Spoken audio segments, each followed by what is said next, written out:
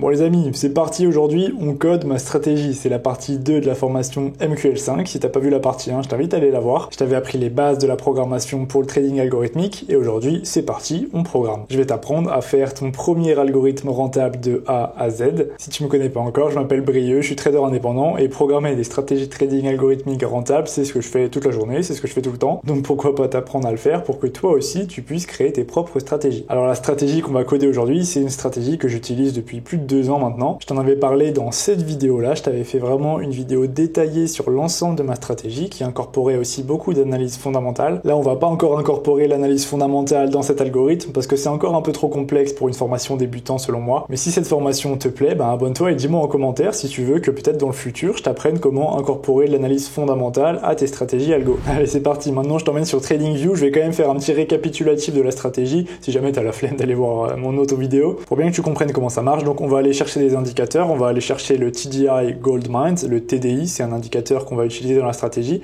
et on va aussi utiliser le Pivot Point standard, les points pivots. Donc ton graphique devrait ressembler à ça, et en fait la stratégie, on va prendre des trades sur les croisements du TDI, les lignes que tu vois ici, c'est des moyennes mobiles du RSI, un indicateur que tu connais sûrement, l'indicateur de force relative, c'est un indicateur qui va nous dire quand est-ce que le marché est survendu ou suracheté, et nous là on va pas l'utiliser exactement pour ça, on va utiliser des moyennes mobiles du RSI même, et on va essayer de chercher du momentum, des changements de tendance sur le RSI. Donc c'est représenté par des croisements que tu vois ici, là où je mets mon curseur. Tu vois qu'il y a un croisement, que la ligne noire qui est la ligne rapide passe au-dessus de la ligne rouge qui est la ligne un peu plus lente, et on va prendre un trade à ce moment-là sur le prix qui ressemble à ça.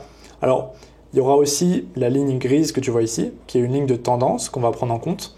Donc ce ne sera pas juste un croisement, c'est pour ça qu'on ne va pas tous les prendre sur ce graphique. On va bien évidemment faire en sorte que la stratégie prenne le moins de mauvais trades possible, qu'elle prenne que les meilleurs setups, et les stop loss et take profit seront mis sur les points pivots. Sur les points pivots qu'on a mis à l'écran, que tu vois ici en orange. On va mettre le take profit sur un point pivot résistance et le stop loss sur un point pivot support. Et inversement, si on décide de prendre une vente. Donc je vais te montrer pareil pour une vente. Tu vois ici qu'on a un croisement qui va dans le sens de notre tendance, donc on va pouvoir prendre une vente qu'on va prendre ici. On mettra le stop loss donc à l'inverse. Le stop loss sera sur le point pivot résistance et le take profit sera sur le point pivot support. Donc on pourra choisir, tu vois qu'il y en a plusieurs des points pivots, on pourra choisir en fonction du risk-reward, en fonction du ratio entre le stop loss et le take profit. Ça, ce sera dans une autre vidéo, on ne le fera pas dans cette vidéo-là, mais tout au long de la série, tout au long de la formation, je vais incorporer tous les paramètres, toutes les options qu'on va pouvoir utiliser dans notre stratégie. De telle manière qu'à la fin de cette formation, tu auras un algorithme complet, vraiment de A à Z, tu auras appris à créer cette stratégie du début à la fin. Bien sûr, avec toute la gestion de risque qui va avec, on va pouvoir risquer un certain pourcentage de notre capital, etc., faire de la gestion de risque évolutive, dynamique, on pourra faire vraiment ce qu'on veut. Donc voilà pour le récapitulatif de la stratégie en mode accéléré. Maintenant, on va se retrouver sur MetaTrader 5, sur la plateforme de trading que je t'ai présentée dans la vidéo précédente. On va aller dans outils et dans éditeur du langage MetaQuotes et on va pouvoir créer notre premier algorithme. Tu vas cliquer sur nouveau, expert consultant modèle. Suivant, on va mettre un petit nom, on va l'appeler Dédale formation. Pourquoi Dédale? Parce que c'est le nom que je lui ai donné quand je l'ai fait il y a 2 ans. Parce que là, l'algo qu'on recode, c'est un de mes algos que j'ai fait il y a longtemps. C'est un de mes algos que je te présente parce qu'il est rentable sur la durée, j'ai pu le voir, donc je te le partage. Et j'aime bien donner des noms à mes algos en rapport avec la mythologie grecque. Donc voilà, pourquoi pas Dédale, j'ai Apollon, j'ai Dionysos, j'en ai plein. Bref, c'est pas important, hein, le nom tu l'appelles comme tu veux bien sûr, mais c'est sympa d'avoir une petite touche de personnalité dans tes algos qui vont te suivre tout au long de ta carrière de trading. Bref, donc qu'est-ce qu'on va faire dans cette vidéo? On va tout d'abord coder les variables d'entrée, les inputs, tous les paramètres qu'on va avoir besoin pour initialiser nos indicateurs, donc le TDI, les points pivots que je t'ai montré. Qu'est-ce que j'entends par initialiser les indicateurs? C'est qu'en MQL5, on va pouvoir demander des informations d'indicateurs à l'algorithme avec des commandes et ensuite pouvoir les utiliser. On va pouvoir faire des calculs sur ces données-là, sur ces informations-là, et donc prendre des trades en fonction de ces informations. T'inquiète pas, je te promets, il n'y a pas de modèle mathématique trop compliqué dans cette formation. C'est une formation orientée débutant intermédiaire. On va faire un petit peu de mathématiques, mais pas trop. T'inquiète pas, c'est très abordable. Donc premièrement, nos variables d'entrée. On va mettre des espaces ici. Dans l'espace des variables globales, on va écrire un petit commentaire. Tu vas pouvoir faire CTRL point pour mettre une petite en-tête comme ça, un en-tête où tu vas pouvoir expliquer ce que tu fais à l'intérieur, un peu comme ce qui a marqué ici là pour l'initialisation, pour la fonction onInit. Donc là, on va pouvoir mettre paramètres tout simplement, slash variable d'entrée, nos inputs. C'est important de renseigner ce que tu fais, de mettre des commentaires pour pas que tu te perdes dans ton propre code. Parce que crois-moi, à long terme, si tu reviens sur ton code pour faire des modifications dans 6 mois, il faut que tu saches ce que tu as fait, parce que sinon, c'est vraiment un bazar pas possible, je te promets. Donc tout au long du code, tout au long de la formation, on fera des petits commentaires pour expliquer ce qu'on fait en temps réel, pour que visuellement, on sache à quoi correspond chaque commande, etc. Donc c'est parti, on va commencer par renseigner les paramètres des points pivots. Donc tu vas pouvoir mettre input group et mettre entre les guillemets paramètres point pivot. Là, ce qu'il y a entre les guillemets, on peut écrire ce qu'on veut. Il faut que ce soit explicite. Donc là, paramètre point pivot, ça correspond bien à ce qu'on va faire. Et group, ça va grouper tous les inputs, toutes les variables d'entrée qu'on va écrire en dessous. Donc par exemple, si on met input enum-du-bas timeframe pivot timeframe pour avoir notre échelle de temps de nos points pivots, on va choisir période W1 pour weekly, pour hebdomadaire. Ensuite, on va renseigner avec input int pivot-du-bas number le nombre de points pivots qu'on veut. Donc on va choisir 2, généralement c'est ce que j'utilise moi. Donc maintenant, on va faire un deuxième groupe qu'on va appeler paramètres TDI, qui va aussi inclure les paramètres du RSI, parce qu'on en a besoin pour les calculs du TDI. Donc on va d'abord commencer par ça. On va faire input int RSI-du-bas période, et on va mettre 21. Moi, c'est celle que j'utilise. Ensuite, on va mettre enum-du-bas applied price, et on va mettre RSI app price égale price close. Ça, comme d'habitude, c'est des variables d'entrée, comme j'ai dit, donc on pourra le changer. Si tu n'aimes pas 21, si tu veux mettre 14, par exemple, tu pourras. C'est un paramètre que tu pourras changer. C'est simplement la valeur par défaut ici. Tu remarques qu'on ne renseigne pas la time frame du RSI. Et c'est pour une raison, c'est parce que dans ma stratégie, on utilise 5 timeframes, pas une seule. On utilise M15, M30, H1, H4, D1. C'est une stratégie multi-timeframe. Et il faut qu'on les renseigne dans les inputs, dans les variables d'entrée, mais pour le TDI, pas pour le RSI. Donc il faut qu'on appelle notre variable TDI timeframe. Donc c'est ce qu'on va faire. On va mettre enum-du-bas timeframe, TDI-du-bas timeframe. Et on va mettre 0, parce qu'on en aura 5. Donc on va commencer par la M15. Alors là, je vais copier-coller, mais en fait, on a plusieurs manières de le faire. Donc là, on va pouvoir le faire 5 fois, et les appeler 1, 2, 3 et 4. Parce que tu vois, on commence à 0, on arrive à 4, on en a 5. Mais il y a un moyen plus rapide et plus facile de le faire que comme ça. Parce que là, tu vois que c'est un petit peu redondant. Mais le problème, c'est que c'est trop complexe. C'est trop complexe pour des débutants, je pense. Il va falloir qu'on utilise d'autres commandes. Par exemple, en gros, ce qu'on pourrait faire, c'est faire input string et à l'intérieur mettre 00010. Et ça équivaudrait à activer uniquement la timeframe numéro 3, tu vois. La timeframe à l'index numéro 3. Mais je pense que c'est peut-être un peu complexe pour des débutants. Donc on va pas faire comme ça. On va faire quelque chose de beaucoup plus visuel en utilisant 5 timeframes comme ça. Ensuite, on va également renseigner la moyenne mobile rapide du RSI et la moyenne mobile lente du RSI. Donc c'est ça qui constitue le TDI. On va faire input int TDI fast period. Ça veut dire la période rapide du TDI. Parce que oui, tous les noms de variables sont en anglais. C'est une convention qu'on a en programmation. Tous les noms de variables sont en anglais pour qu'on puisse se retrouver quand on cherche sur des forums, etc. C'est un monde très anglais, donc si tu as besoin d'aide, que tu cherches sur Google, etc., c'est toujours mieux d'écrire en anglais. Tu vas moins t'y retrouver si tu fais en français. C'est un conseil que je te donne. Tu as le droit, hein, c'est un nom de variable, donc tu fais ce que tu veux. Si tu veux le mettre en français, tu peux, mais généralement, c'est mieux de faire en anglais. Donc notre fast period, ce sera 2, et notre TDI slow period, ce sera 7. C'est comme ça que ça fonctionne. D'ailleurs, pourquoi je les écris comme ça, les variables? Ça aussi, c'est une convention. Je t'avais parlé de ça dans la dernière vidéo. C'est le snake case qu'on met en majuscule pour les variables input. Donc tu peux faire comme tu veux. Tu peux utiliser le camel case si tu veux. Tu peux écrire comme ça, TDI slow period. Tu fais comme tu veux. Là, je fais ça comme ça parce que pareil, c'est une convention C++. La convention Google, c'est de faire comme ça. Donc, pour que ce soit une formation assez professionnalisante, que tu puisses avoir une bonne convention, des bonnes manières de faire, si jamais après tu veux vendre tes services, par exemple, c'est toujours mieux de faire comme ça, tu vois. C'est beaucoup plus uniforme. Mais encore une fois, t'as pas un pistolet sur la tempe, tu fais ce que tu veux. Donc, toujours important de compiler régulièrement, en cliquant ici ou en appuyant sur F7, pour vérifier que tout va bien, pour vérifier que t'as pas fait d'erreur de frappe, etc., d'erreur de syntaxe. Sinon, ça te le dirait ici, dans le code, dans les erreurs, ça te dirait, attention, il y a une erreur. Donc maintenant, on va renseigner la middle period, la bande du milieu, la bande de tendance, qui sera beaucoup plus lente. C'est une période 34. Ensuite, on va aussi renseigner les angles qu'on va utiliser, parce que, comme je t'ai dit, on va faire un petit peu de mathématiques. Pas trop, promis, pas trop, mais un petit peu. On va faire des tangentes, on va essayer de calculer des angles sur les croisements pour savoir s'il y en a un qui est bon ou un qui est pas bon. C'est comme ça qu'on va déterminer les bons croisements et les mauvais croisements. Donc on va écrire TDI angle min pour l'angle minimum qu'on va vouloir rechercher, qu'on va pouvoir mettre 20 par exemple. Si l'angle a 20 degrés minimum, on va prendre le trade. Et à l'inverse, on va mettre input TDI angle tiré-du-bas max. Et si c'est supérieur à 80 par exemple, si l'angle est beaucoup trop fort, s'il y a trop de momentum, ce qui arrive parfois sur des news économiques, par exemple, sur des données économiques qui provoquent beaucoup de mouvements, eh bien on ne prendra pas de trade. C'est comme ça, tu vois, c'est des inputs qui vont conditionner les entrées en trade, les signaux. Et justement, en parlant de signaux, on va maintenant écrire un nouveau groupe qu'on va appeler paramètre signal. Et c'est là qu'on va déterminer quel paramètre on veut pour ouvrir un signal. Est-ce qu'on veut qu'il y ait des tendances? Est-ce qu'on veut qu'il y ait un croisement sur une ou l'autre time frames? C'est là où on va déterminer vraiment les paramètres d'entrée. On va utiliser des variables booléennes. Bool, une variable booléenne, pour rappel, c'est soit 0, soit 1, soit faux, soit vrai. Et ça va déterminer si on veut vérifier s'il y a un croisement, par exemple, ou si on veut vérifier la tendance, si on veut, ce qu'on veut faire, quoi. C'est les paramètres.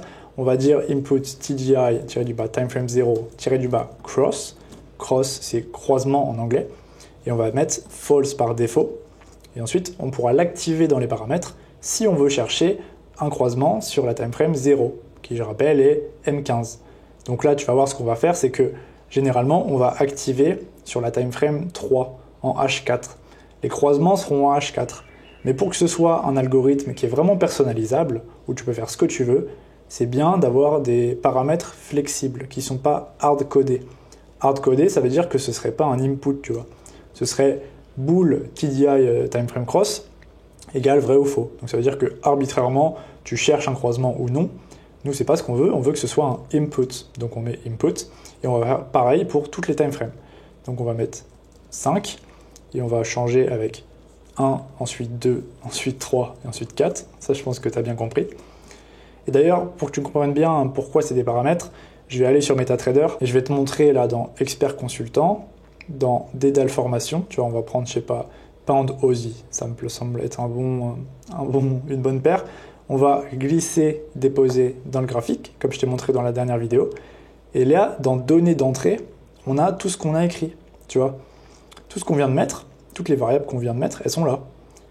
Là, c'est le groupe, input, groupe, paramètre.pivot, tu vois, il n'y a pas de valeur, c'est un groupe. Ça groupe pivot timeframe, pivot number.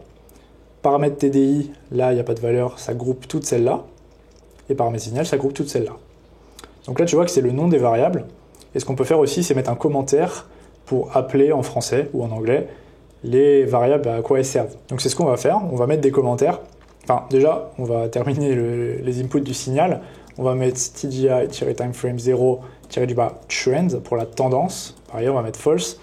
Et là, on va copier et on va en mettre 5 comme ça. On va faire exactement pareil pour le cross et tout. On va avoir nos 5 timeframes.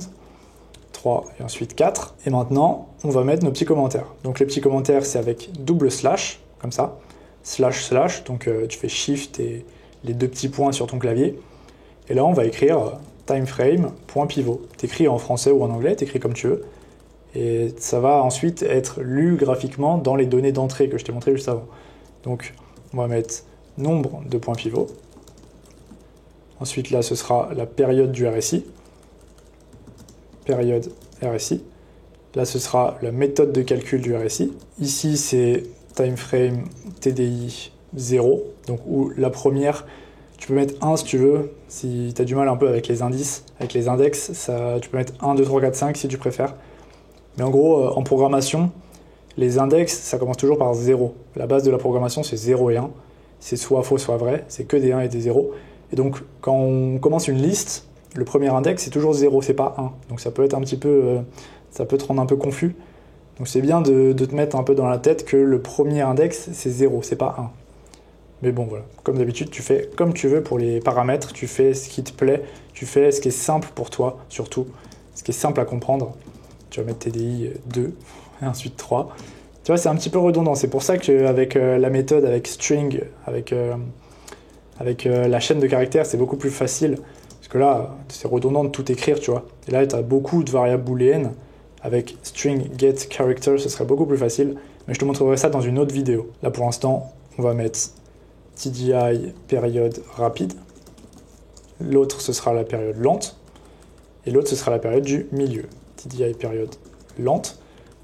Et celle-là, période milieu. TDI période milieu. Tout simplement. Là, ce sera l'angle minimal, angle minimal et angle maximal. Donc pour les paramètres signal, c'est la même chose. Je pense que tu as compris le principe. Je vais faire un cut, je pense. Donc voilà, j'ai mis tous les commentaires. Tu peux recopier si tu le souhaites. Donc on va compiler et je vais te montrer pourquoi c'est important. C'est que maintenant, si on fait la même chose, on glisse des pauses dans notre graphique, tu vois que tout est écrit en français. Tout est écrit, les commentaires qu'on a écrits. Donc c'est quand même beaucoup mieux, c'est beaucoup plus simple que d'avoir le nom de la variable. Et tu vois, par exemple, en double-cliquant ici, on peut mettre 14 si on veut, sur la période RSI. Le nombre de points pivots, on peut mettre 5. Les timeframes, si on veut pas être en daily, si on veut être en 30 minutes, je sais pas, bon, on en a déjà eu 30 minutes, mais tu as compris. Et ensuite, quand on va faire OK, ça va lancer l'algorithme sur notre graphique avec ces paramètres-là. Donc voilà pour les inputs. Alors, on va en renseigner un dernier quand même. On va pas le faire, on va pas les renseigner, mais en gros, on va juste l'écrire pour que tu saches après ce qu'on va faire. On va mettre paramètre de risque. Et on va mettre input double. On va mettre fixed, tiré-du-bas, lot, tiré-du-bas, size. Et on va mettre 0,5. Ça, ce sera notre taille de position de base qu'on va faire du test. Ensuite, dans d'autres vidéos, on en fera d'autres. On fera d'autres inputs pour la taille du capital, pour le pourcentage qu'on veut utiliser dans notre stop loss, pour la manière de calculer, pour plein de choses, on pourra le faire. Mais là, on ne va pas le faire dans cette vidéo parce que sinon, ce sera trop long. Donc on a écrit taille de lot fixe. C'est juste pour te montrer, mais on ne l'utilisera pas dans cette vidéo. Là, on va coder une fonction maintenant. La première fonction de tout l'algorithme. J'espère que tu es motivé pour cette fonction. Qu'est-ce qu'on va faire? On va initialiser les RSI. On va initialiser le TDI. Donc comment faire ça? Déjà en créant la fonction qu'on va appeler initialize indicators. On ouvre avec les petites accolades comme ça. Et à l'intérieur, on va coder notre fonction. On va coder toutes ces lignes de code là vont initialiser nos indicateurs. C'est comme ça que ça fonctionne. Et ensuite, dans la fonction onInit, si tu as bien écouté la première partie, on va appeler cette fonction-là. On va l'appeler au démarrage. Et on pourra même dire après, si ça retourne 0, disons, on a réussi à initialiser. Si ça retourne 1, c'est qu'on n'a pas réussi, tu vois, c'est qu'il y a eu un problème, ou l'inverse. Donc, tu vois, ça peut être intéressant de faire un genre de truc comme ça pour savoir si tout fonctionne bien. C'est pour ça que c'est une variable int, parce qu'on va vouloir soit retourner 1, return 1, soit, s'il y a une erreur, on va return 0. Et ensuite, on pourra faire une condition, comme je t'ai expliqué juste avant, pour soit arrêter le début de l'algorithme, dire attention, il y a une erreur, soit le lancer et tout se passe bien et ça y est, on devient riche. Donc on va faire une boucle. J'ai plus de batterie dans ma lumière. Bon bah voilà, je suis dans le noir maintenant les gars. C'est le trader dans le noir. C'est pour ça que d'habitude je filme le soir parce que là je suis à 100%. Bref, on s'en fout. T'es pas là pour me regarder, t'es là pour apprendre à coder, pour devenir un développeur de stratégie de trading systématique, des algos de trading qui vont te faire devenir rentable. Ou si t'es déjà rentable, tu vas pouvoir te diversifier, tu vas pouvoir faire tout. Donc c'est trop bien. Donc on va faire une boucle. Comme on va en faire beaucoup dans cette formation, on va faire une boucle qui va faire des itérations pour chaque i, pour chaque variable qu'on utilise, et qui va initialiser nos indicateurs. Tu vois, c'est un moyen d'être moins redondant. C'est pour éviter de faire ça, pour éviter d'avoir plein de lignes comme ça. Parce que là, on pourrait initialiser tous nos indicateurs un par un, faire I, RSI, c'est comme ça qu'on initialise, et les faire tous un par un, tu vas avoir 5 lignes. Mais là, on va faire une boucle, ce sera beaucoup plus facile. Donc on va faire for i int i égale 0. On va faire i inférieur à 5 et i++. On va ouvrir notre petite accolade et à l'intérieur, on va initialiser nos indicateurs. Donc on va commencer déjà par créer des variables globales. Donc là, ça c'est nos paramètres variables d'entrée. On va créer un nouvel en-tête avec CTRL point. Tu vas créer variable globale. C'est des variables qu'on va pouvoir définir en dehors de toute fonction et on va pouvoir utiliser dans les fonctions. C'est important d'avoir des variables globales. Important de ne pas trop en avoir aussi, parce qu'après tu peux ne jamais savoir quand est-ce qu'elles sont actualisées, tu peux les perdre un peu. Mais si elles ont une unique fonction, comme par exemple un handle, qu'on va utiliser à l'instant là, un handle pour des indicateurs, eh bien c'est important de les mettre dans les variables globales pour que tu puisses les appeler ensuite dans ta fonction. Donc t'inquiète, je vais t'expliquer ce que c'est un handle. Un handle, c'est ce qui va recevoir la donnée d'un indicateur. On va utiliser la commande iRSI et cette commande va déterminer le prix du RSI. Ça va t'obtenir le prix du RSI pour les paramètres que tu auras renseignés. Et ça va la stocker dans un handle.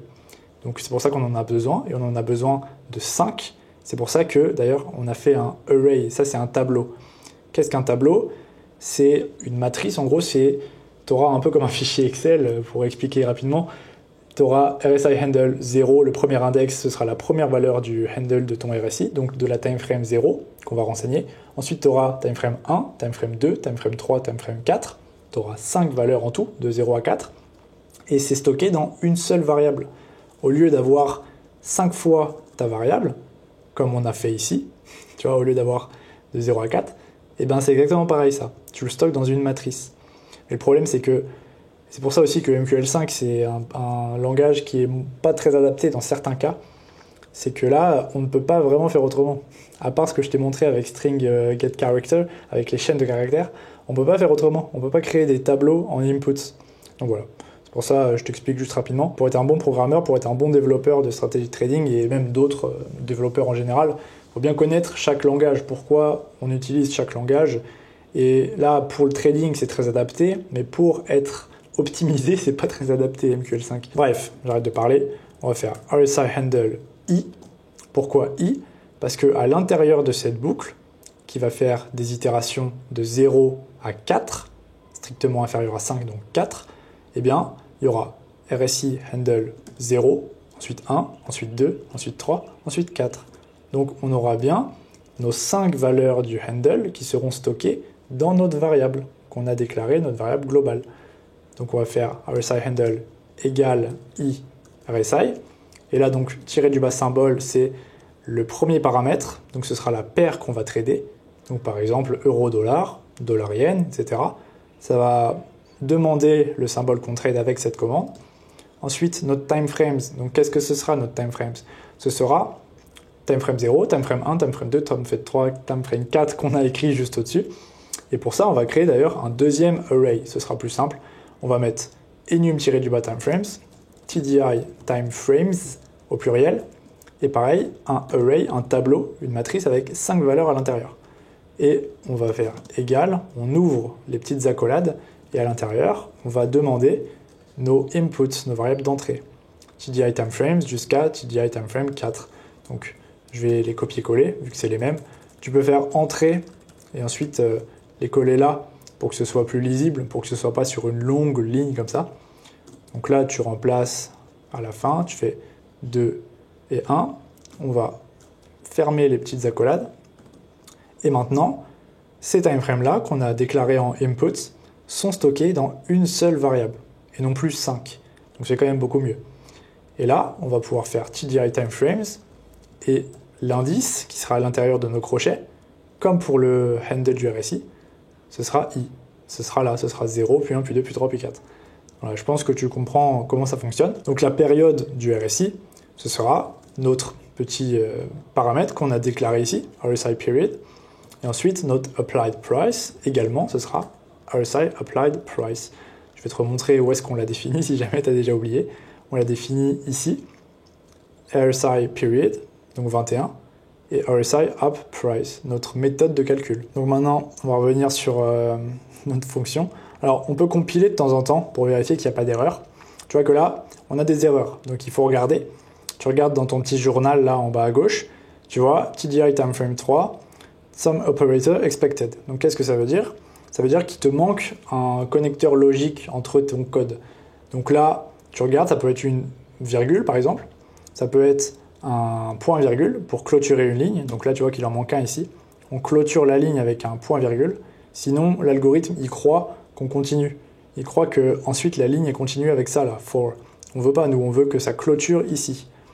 Ici, il manque une virgule aussi, que j'ai oublié là, pour que ça connecte logiquement dans la liste, dans notre array.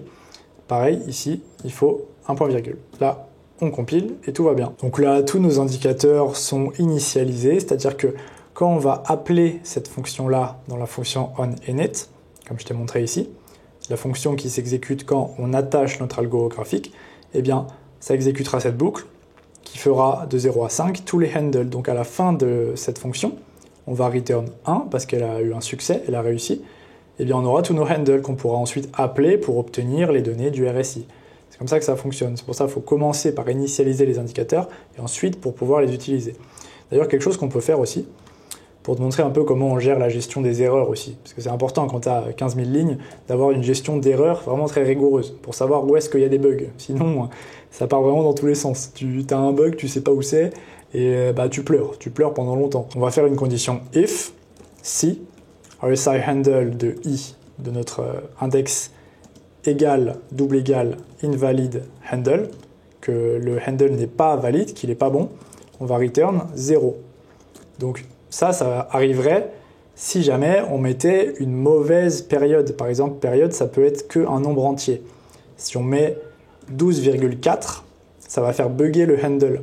Là, regarde, si on compile maintenant, ça met truncation of constant value. C'est pas une erreur dans la compilation, c'est pas une erreur dans le code, c'est-à-dire que là, on va pouvoir le lancer, il est compilé, tu vois, mais on a un avertissement que ça peut potentiellement retourner un invalid handle, que l'initialisation du handle de notre indicateur ne va pas fonctionner. Et ça peut être le cas aussi si là, au lieu de mettre une time frame, on met un nombre ou n'importe quoi d'autre, eh bien, il va pas comprendre, tu vois. La commande iRSI, qui va retourner normalement le RSI, le handle du RSI, va pas comprendre. Donc on aura un invalid handle, et si on a un invalid handle, on va retourner 0. Donc, attends, je remets juste RSI period ici, et on va créer une condition if, une deuxième condition if, où on mettra si initialize indicators égale 0, alors on va return, entre parenthèses, init failed, que l'initialisation a raté. Si on n'a pas réussi à initialiser tous nos indicateurs, alors l'initialisation ne peut pas avoir de succès, on ne peut pas lancer l'algorithme. Et sinon, si on ne rentre pas dans cette condition, si initialize indicators n'est pas égal à 0, s'il est égal à 1, donc ce qui sera le cas si tous les indicateurs sont effectués avec succès, sont initialisés avec succès, alors on retournera init succeeded. Et donc là, l'algorithme pourra se lancer. On compile pour que tout soit bien. On n'a pas mis le petit point virgule ici. On compile, tout est bon. Donc je vais le mettre sur le graphique pour que tu comprennes. On reprend notre pound Aussie, notre petite paire de la journée. On va mettre dédale formation. Donc là, on a tous nos croisements, etc. Tout ce qu'on a mis, bien sûr. On fait OK. Et là, tu vois, en haut à droite, il y a marqué dédale formation. C'est le nom de notre algorithme. Il est en train d'être exécuté en ce moment même sur le graphique. Donc évidemment, il n'y a pas encore toute la logique de trading, mais là, il est dessus. Là, il est dessus. Il est en train d'être exécuté. Donc voilà, on a déjà renseigné un bon nombre des variables d'entrée dont on va avoir besoin dans cet algorithme. On va en rajouter encore, après il y en aura quelques-unes dont on aura encore besoin dans le futur. On les rajoutera en temps réel, par exemple, comme je t'ai dit, les paramètres de risque, on pourra les compléter. On pourra compléter au fur et à mesure qu'on crée de nouvelles fonctions, qu'on appelle de nouvelles commandes, qu'on a de nouvelles informations. On aura aussi peut-être besoin de nouveaux inputs, de nouvelles variables d'entrée. Donc j'espère que tu as bien compris tout ce que j'ai fait dans cette vidéo, que tu as bien compris comment on reçoit des variables d'entrée, comment on les choisit quand on attache notre algo au graphique avec les données d'entrée, comment on peut les modifier, comment on peut utiliser des commentaires pour expliquer en français à quoi ça correspond. Je t'ai montré comment utiliser des variables globales, comment les définir hors d'une fonction pour ensuite les appeler dans une fonction. Je t'ai montré un de ces types de variables globales, donc là c'est une matrice unidimensionnelle à une seule dimension, c'est-à-dire que c'est un tableau de 0 à 4 qui stocke juste 5 valeurs dedans. Après tu verras que dans les autres vidéos, on aura des matrices multidimensionnelles, à 2 dimensions notamment. Donc t'inquiète pas, je t'expliquerai en temps voulu comment ça fonctionne. Abonne-toi pour pas rater les prochaines vidéos où on va aller encore plus loin. Je t'ai montré aussi comment utiliser la fonction onInit avec une condition if pour vérifier si tous nos indicateurs ont bien été initialisés dans la fonction initializeIndicators, qui d'ailleurs on a codé à l'extérieur de cette fonction ici. Ça retourne soit 0, soit 1. 0 s'il y a un problème, si on a un handle qui est invalide, sinon 1. S'il n'y a aucun problème, on retourne 1 et tout fonctionne très bien. Donc voilà, somme toute, une vidéo assez complète finalement. Bon tiens, je vais aller rechercher ma lumière. Vidéo assez complète qui aborde pas mal des méthodes qu'on va utiliser après. Parce que oui, on va réutiliser ces méthodes. Au final, là, c'est un avant-goût, tu vois. C'est un avant-goût de tout ce qu'on va faire après. Donc mets un j'aime à cette vidéo, dis-moi en commentaire si t'as aimé ce début de programmation, et puis abonne-toi pour pas rater les prochaines, pour qu'on puisse continuer à coder ensemble cet algorithme. Et sois patient, tu verras qu'en imbriquant un bloc, puis un autre, tu verras à la fin, ça crée un vrai algorithme rentable en entier. Et d'ailleurs, la dernière partie, la dernière vidéo de la formation, je ferai du backtesting sur cet algorithme pour te montrer pourquoi c'est rentable. Et tu verras qu'à la fin, on gagne vraiment de l'argent avec cet algorithme. Donc voilà, j'espère que tu es motivé pour continuer cette formation, puis moi je te dis à la prochaine.